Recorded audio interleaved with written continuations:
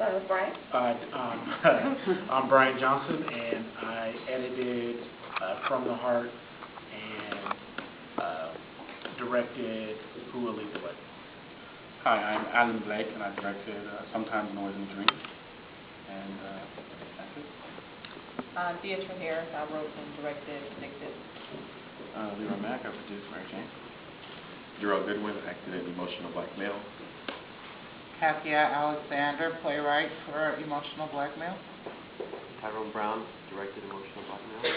Sharon Williams, from the Heart. And founder of this nonsense, executive director of Independence. Okay.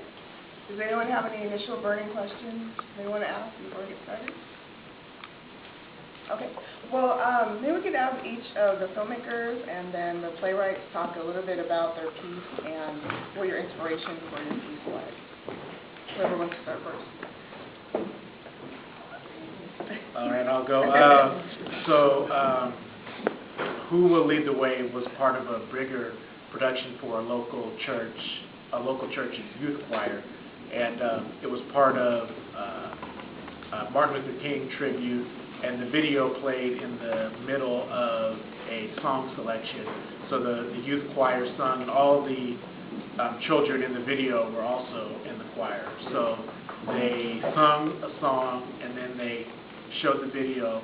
And then the second part of the song was Wake Up Everybody. So that's why at the end it says Wake Up Everybody, and they went into that song. Sometimes Noise and Dreams. I think I wanted to make the most confusing film ever, so I thought I'd do that.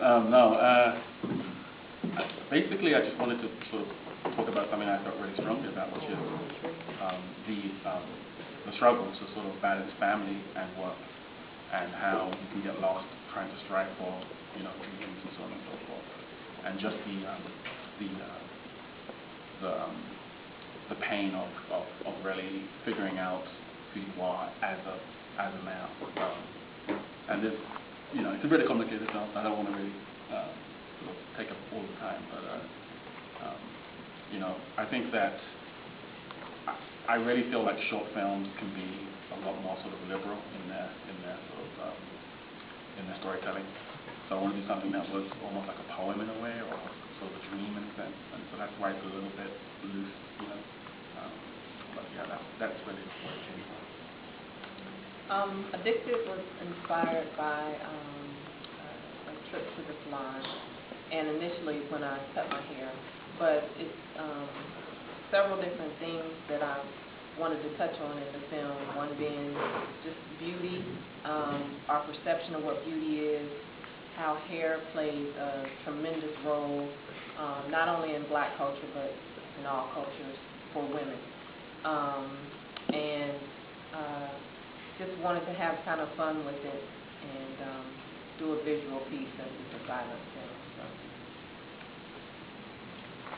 I was the producer on Mary Jane, so I can tell you what Wins told me. He came up with the original concept, and what he wrote and what he eventually directed was, his thought was that it would be something that could speak to artists in a way that you don't know necessarily where your talent comes from.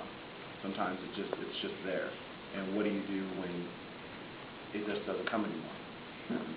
That's the way he explained it to me. So that's all I can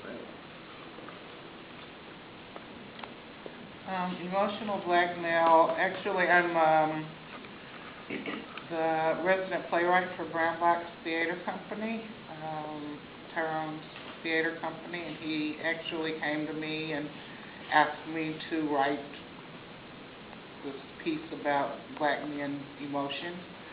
And so I interviewed 3 or 4 black men to talk about what their range of emotions are, and then went off and wrote the piece. From the Heart was created actually for this event from a challenge from Mr. Blake, and it's based off of a one-woman show that I had entitled Plight, and both of them follow some men that I had in my life that ended up in jail on drugs, executed by the state of Texas, and different things like that. So for the past 2 years, my main focus, or what's been coming in my head, is creating projects that speak to African American males and trying to figure out what I can do or how I can spark some interest in dealing with the issues that they face. Anyone have any questions? Okay. What Deatra didn't mention is that she and Sharon recently got back from the Cannes Theater Festival, which is in Paris. So I just want to congratulate them on that.